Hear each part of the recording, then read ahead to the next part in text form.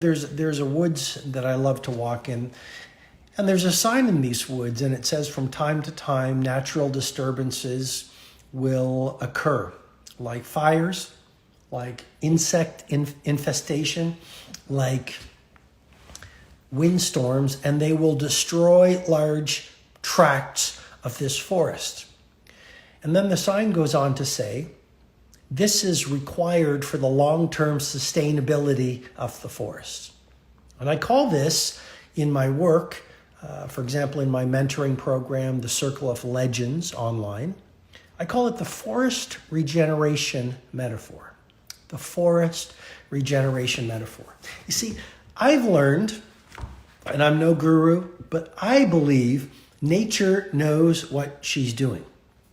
And often when a cataclysmic event occurs, our egoic nature sees it as bad. But often these white swan or black swan events that hit Earth are necessary for the long-term progress and survival of humanity. The pandemic has created a lot of suffering for all of us. We have lost loved ones. People have lost jobs. The world is different now than it was in March 2020. Having said that, having acknowledged that, it falls to us as leaders, not victims, to look for the benefits and to look for the opportunities and to look for ways that we can use this time of exponential change to grow, to get stronger. And as I talk to people or as I communicate with people, I realize a lot of people are closer to their families than ever before now. A lot of people have started painting and doing things that they've always wanted to do. They're working from home. They're starting to read books. Again, if you're just joining me, a lot of people have loved my worldwide bestseller, The Greatness Guide. I'm not trying to sell you anything. I'm trying to give you something. The audiobook for this book, The Greatness Guide, I'm giving it away for free. All you need to do is to go to my link in my bio here on Instagram, and you can get the complete audiobook for The Greatness Guide, zero charge. Zero charge.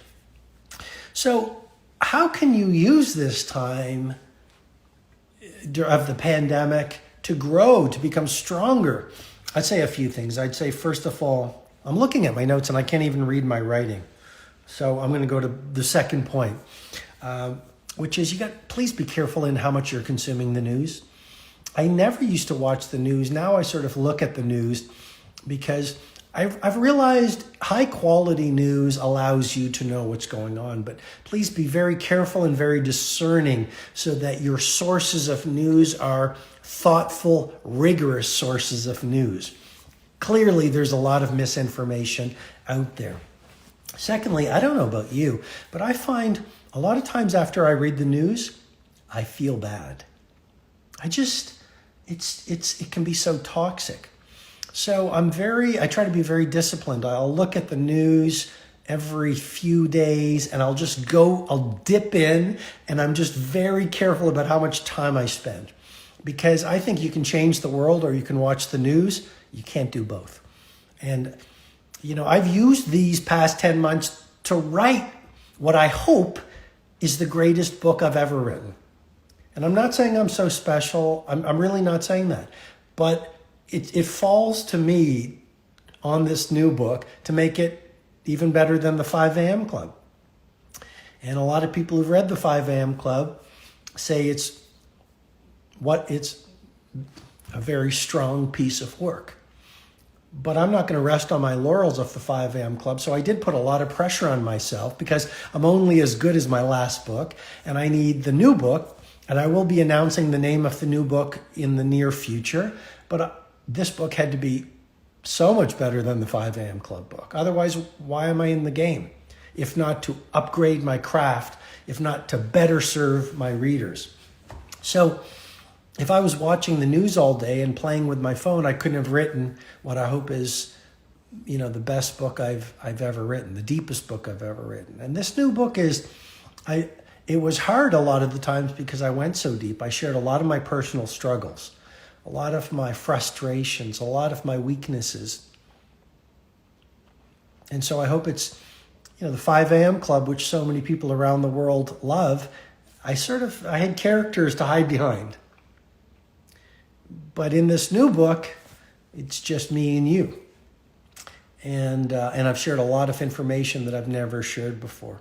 So please be careful in how much you consume the news. Let me just see if I can go to some live video here. Hey! Hey, Robin, how are you? Are you David? I am, yeah. So where are you, David? I'm in Boston, Massachusetts. Boston, Massachusetts. Well, there used to be a place called Stephanie's in Boston that had the best chicken salad I've ever had in my life. I don't Oh, know. nice. What part is that in? The busy part. I think it was actually Newbury Street. Is that Oh, right? no kidding. I'll take a look. I was there the other day. Great restaurant. How are you doing through the pandemic? Not too bad. Not too bad. I've got my work from home set up here, just powering through. So it's weird being in a city during a pandemic. I'll say that. It's not busy, it's very quiet. So it's kind of nice in a way. Allows me to focus on what I want to get done. What kind of I hear you. What kind of how do you feel? Are you worried about the future? Or are you seeing this as a time of opportunity? But it's good to surround myself with like family and close friends and more just kind of be hopeful and do my day to day and try to get out into like nature and read and things like that. And I don't know if you saw my comment, but you actually were my inspiration to publish my own book this March, right here. Well, let me see the title, please. It's called One Student to Another. Oh, I love it. What's the subtitle? 200 Tips to Ensure College Success. I love it, David. Bravo. And did you write the book in the pandemic? No, I wrote it during my last semester of college and published it during the pandemic. So I had to go to my printing company with my mask on and all that stuff. So it's been interesting, publishing a book for students when all of the students are at home pretty much. So. Yeah, and I guess they're all going to online learning, right? Or many of them. Yeah, a lot of them are. High school and college. Well, listen, if you have a question, I'm happy to answer it. If not, it's just been great to meet you and to chat with you. And what's the title of your book again for everyone watching? It's One Student to Another. One student to 200 another. tips to ensure college success. So you can find it just right there, onestudenttoanother.com. Just those words and then .com. Good for you, David. But I love your book. I bought 10 copies of The Saint, the Surfer, and the CEO about a year ago and sent them out to people all across the country because I loved it so much. I'm glad that my work is helping you, and keep up the great work you're doing. And it's wonderful to meet you. I think you're just going to keep on flying from the sense I have from you. Oh, thank you. I appreciate that a lot. Good, David. Nice to see you. Good to see you too. All right. So what I was suggesting is that you please moderate the news, because it can create cortisol, and it can be so toxic. And the job of the news in many ways is to scare you. The job of the news in many ways is to scare you. It doesn't often report the full picture. You just heard David on the video call with me, and he's doing a few things. He's reading a lot of books, and he's spending time in nature. And I think trying to get out to nature as much as possible. I try to get out. It's autumn where I live, and I try to get out to nature every day. I get up early. I do my morning routine. If you don't know the 20-20-20 formula, you can read about it in the 5 a.m. club. But I always work out in the morning. It's very, very important for me to build that pharmacy of mastery. And just by working out in the morning and sweating to release the BDNF, I feel so much stronger. And my mood is so much higher. And I'm so much more focused because of the norepinephrine that is released through exercise, which dials in your focus in this age of dramatic distraction and tremendous unfocus. So please, again, watch the news so you know what's going on and you can pivot and protect your family and your business and react, but don't be addicted to the news. Second thing I would say is this is a great time to work on gratitude. I have my journal with me all the time, and you know, I do these. This is what the inside of my journal looks like, and I often do all these models and mind maps and frameworks in there where I can sort of deconstruct everything. But writing in a journal every morning where you record how you're feeling to process through if you're suffering from anxiety or you're worried, to release that fear from your system so you don't repress it. Writing it out in a journal is very powerful, and even recording gratitude. Sonia Lubomirsky, who was on my stage at the Titan Summit, the final Titan Summit last December 2019, she writes in her wonderful book, The How of Happiness, she writes of this term deliberate gratitude. So gratitude, to be happier, gratitude must not be once a year on New Year's Day. Gratitude must be a deliberate, active, intentional, conscious process. And a great way to do it is, old school pen, journal, writing about, what you're grateful for, and make it deliberate. And in the new book I'm writing, I call it micro gratitude. So you don't want to just look at the big picture things like your health. I have my family, I have a roof over my head. Get granular, get into micro gratitude. The smallest things, find the awe and wonder and the magic in them. And by practicing it, you get great at it. You practice chess, you'll get great at chess. You practice gratitude by saying, oh, the smell of this shirt coming out of the dryer. Oh, it's wonderful. Or you practice deliberate gratitude when you're eating. You savor the food, the texture. You say thank you to the farmer. You say thank you to the grocer. You say thank you to the stock boy or stock girl or stock person who stocked it. And life becomes a laboratory of gratitude if you live like this. So please journal and practice active and what I call micro gratitude. Next thing to navigate the pandemic, again, exercise is really so very powerful. One of my favorite books is Spark, and Spark by John Rady, who is a physician, is wonderful. But exercise, it'll release the dopamine, it'll release the serotonin, it'll reduce the cortisol, it'll help you feel better and live longer, it'll extend your telomeres, it will reduce inflammation. And I'm no expert, but from what I've read about COVID, it really attacks people with high inflammation. And I also found something interesting. I'm not giving you medical advice because I'm not a doctor and I don't play one on the internet. But from what I've read, the people with COVID, 90% of them had low vitamin D. So I've really stocked up on vitamin D. I take, I'm not giving advice, I'm just telling you what I do. I take 50,000 UIs of vitamin D every Monday morning. But exercising is really powerful as you go through the pandemic. And don't just do it once a day, do it twice a day. And that's what the Second Wind workout is about. If you don't know what the Second Wind workout is, you can read the 5 a.m. Club. And if you want to start a morning routine, which is probably the most important thing I do to stay strong and focused and peaceful and productive and creative during the pandemic, you can read the 5 a.m. Club because it talks about the morning routine that is helping millions of people increase their health and increase their mindset, increase their heart set, and stay peaceful. And if you don't want to read the 5 a.m. Club book, it's no problem whatsoever. I still want to serve you and give you great information here on this Instagram Live. Final thing I'd say is this is a fabulous time to produce the work you've always wanted to produce. So nature in all her wisdom has forced us to slow down. Many of us were living our lives like a 5-alarm fire before the pandemic. I've always tried to have a lot of balance in my life. I've always tried to spend a lot of time with my family.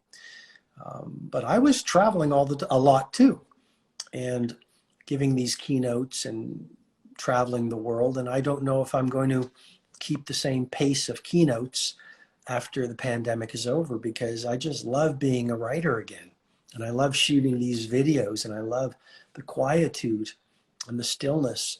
And a lot of my books, I'm reading this book right now they call this the Great American Novel, because I want to improve my life as a writer. I'm reading this book right now so I can be a better writer. And I mean, I hadn't planned to show you these, but that says Writing Down the Bones. It's another book on writing. And I have, this one's great. If you want to be a writer, all I'm trying to suggest to you with great love and respect is this is a great time to produce your music and your magic. And it's a great time to write the screenplay you've always wanted to write. It's a great time to write your masterwork. It's a great time to upgrade your skills via online learning so you become a master of your craft. Yes, there's a lot of joblessness. Yes, there's a lot of competition. Yes, there's a lot of businesses closing, but there will always be room for world class. People will always pay for mastery. People will always pay for mastery. And that's why education is so incredibly important. We can blame the pandemic, we can blame the world, we can blame the disruption and the volatility of the economy, or we can ask ourselves, how can I use this time to read the books, to take the courses, to listen to the podcasts, to write in the journal, to create my plans so that I architect a beautiful future. I mean, we can play victim right now, or we can say, how can we use this time to upgrade ourselves, to upgrade our mindsets, heart sets, health sets, and soul sets, to work on our craft, to become even more clear in how we want to live out the rest of our lives. And most importantly, how can we do that not only to honor our own ambitions, but to serve the world? And I think that's one of the benefits from the pandemic. It's caused us to understand we're destroying the world. If you haven't watched the documentary by David Attenborough, it's called something like My Life on Our Planet. You can just Google David Attenborough documentary, and you can see what we've done as a species to our planet. And that documentary by Sir David Attenborough, it brought tears to my eyes, because what we've done collectively to the world, it's so beautiful, what Mother Nature has given us, and we've so destroyed it. But it was also inspiring, because if we make the right moves and we respect Mother Nature, if we respect life, if we respect each other, if we respect our interior genius, and if we live in a way that's noble, which is so much about what the new book is about, we have great hope for the future. So I don't know if you have questions. As I mentioned, if you're just joining us, in 2005, I wrote a book called The Greatness Guide, 15 or 16 years ago. And I'm giving away the audiobook, the full audiobook to The Greatness Guide, zero charge whatsoever. You'll find the link in my bio here on Instagram. My way of supporting you, encouraging you, saying thank you to you, believing in you, and saying use this time of the pandemic when the majority of people are terrified to unterrify yourself. Learn to meditate, learn to pray, read the great books, write in a journal, walk in nature, take courses online so you upgrade your skills and you make yourself a stronger human being. I think the great goal of a master is to be sitting in a war zone and not suffering, because you're still at peace. You draw your power not from externals, but from that inner core of wisdom, heroism, light, love, and strength that you are. And that's not some kind of a pie in the sky. There have been women and men on the planet who have got to that place of personal mastery. And I wish that for you. And maybe I wish it a little bit for myself, because I sure am not there as well. I have a long way to go, but I'm working really hard on myself as well. So let me go to some videos here.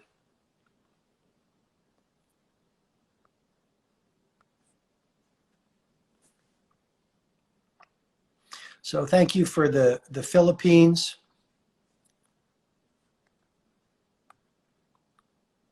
Thank you for everyone from, let's see here. We can get some people in here. God bless you too, Dr. Kavindra. I see Grigor, flat apartment. How are you? Hello there. What's your name? My name is Vlatko. Vladko? Vlatko, yes, from Croatia. Oh, I was in Zagreb. I was in Zagreb a few years ago. Really? And I had such a beautiful time. Are you in Zagreb? No, 2,200 kilometers from Zagreb. 200 kilometers. I Yes. love you. I love your country very much. And then I went to You this. I know you must. And then I went to the south, called a place called, is it Plots or it starts with a P? Ploče. Yes. And is it on the water? Yes, Dalmatia, near the sea. Near the sea. It was Yes, yes. very beautiful. Also no. So how are you doing? Well, very well. I was night shift, and now I am also reading a book of my own. You're writing a book of your own. A lot of people are writing books. Yeah. Let me see your book. What's the name of it?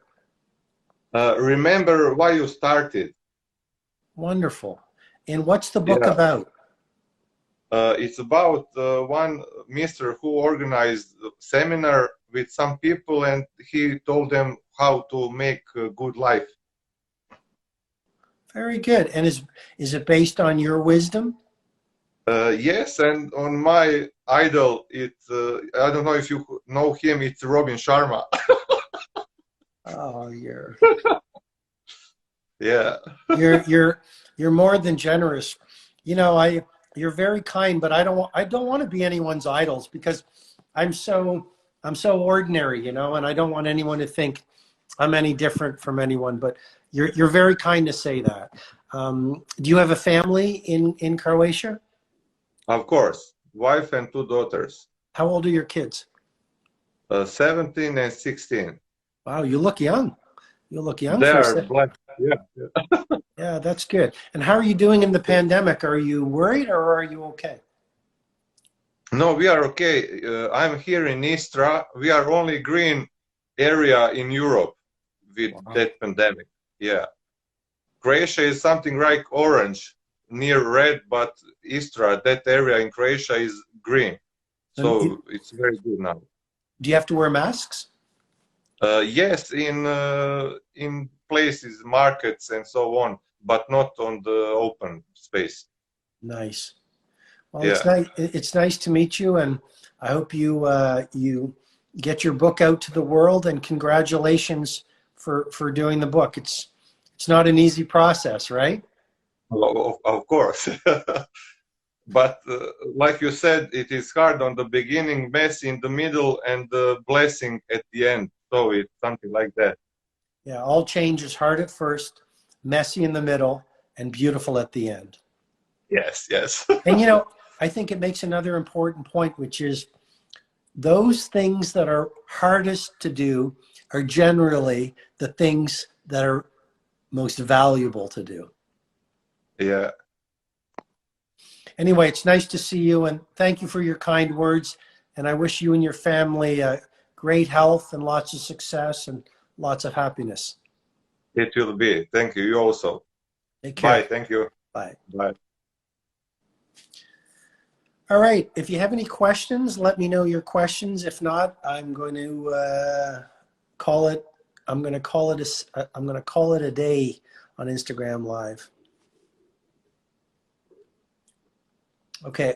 unless I'm not seeing this, I don't see any other questions, guys. So I want to say thank you. If you want the audiobook to The Greatness Guide, if you're just joining us, I am giving the complete audiobook to my #1 seller, The Greatness Guide. I'm giving it away to my followers for free.